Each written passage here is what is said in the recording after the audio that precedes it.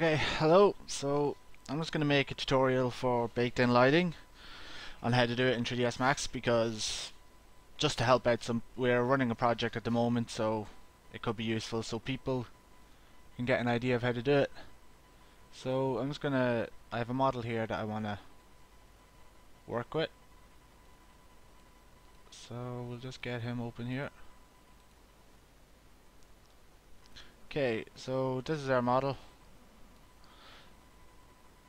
Oh, it's really slow. Okay, it's really slow, the screencast. Anyway, so what baked in lighting does, it gives you the illusion of having light while not actually having light. If that should make sense.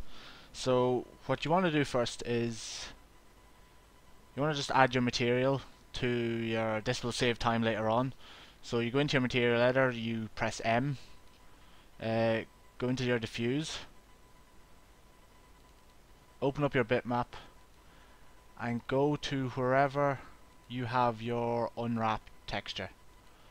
So this is assuming, where the hell is mine? This is assuming you already have unwrapped your model. So here we go.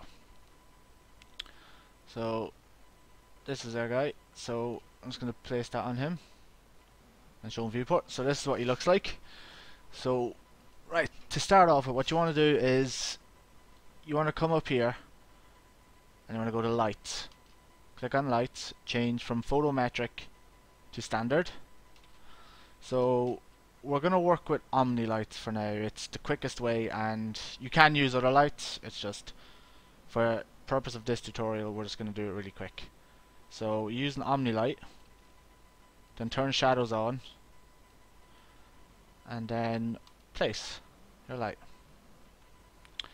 So what you want, you can move that light around any way you want.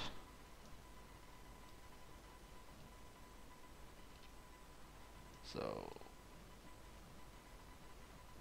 for purpose sake, I'll just move it over here, so I will.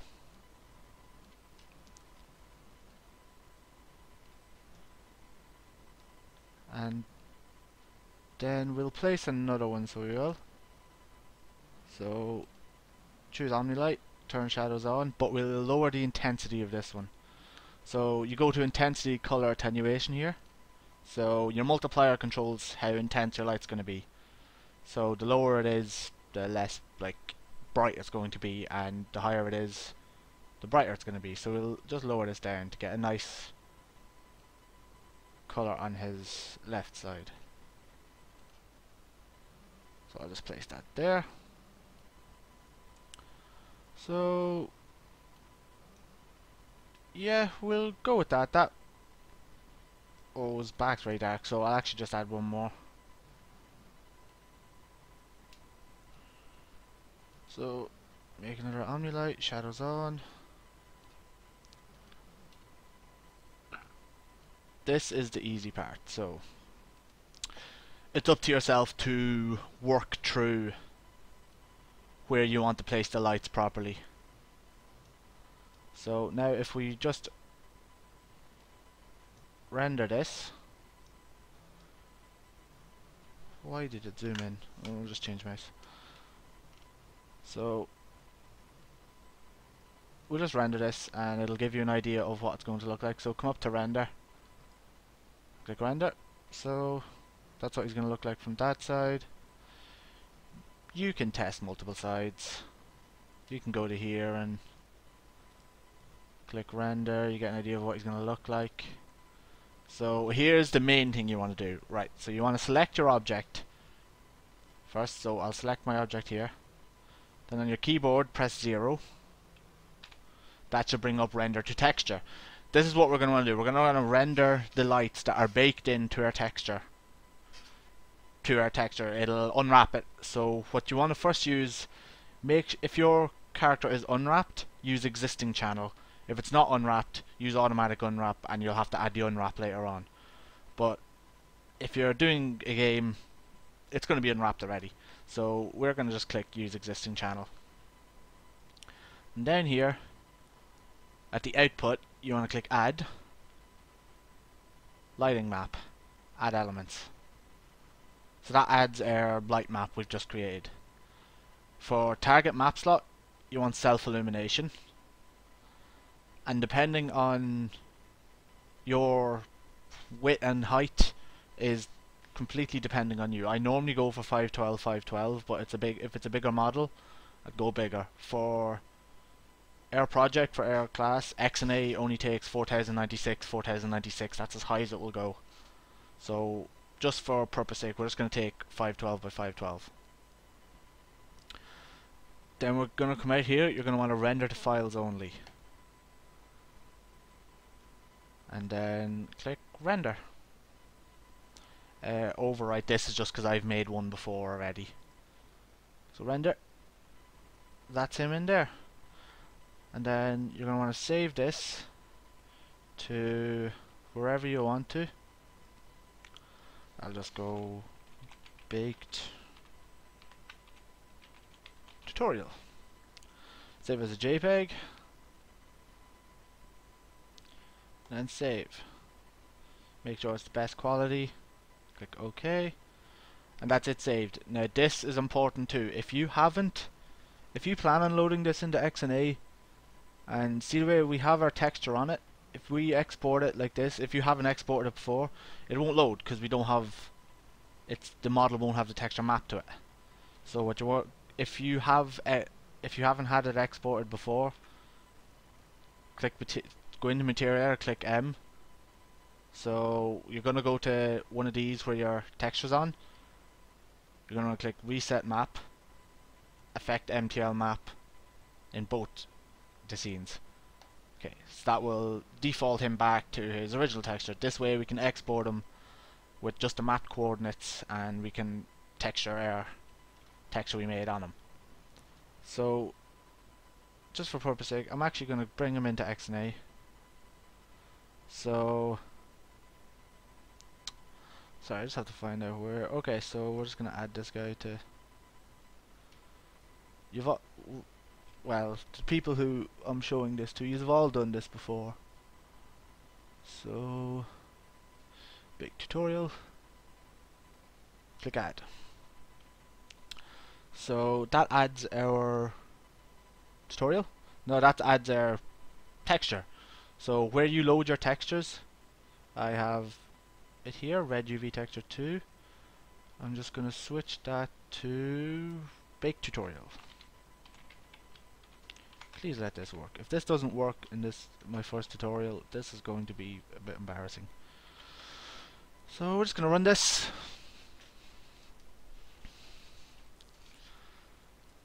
Thank God. So we're going to start. Oh crap, probably should have showed what else.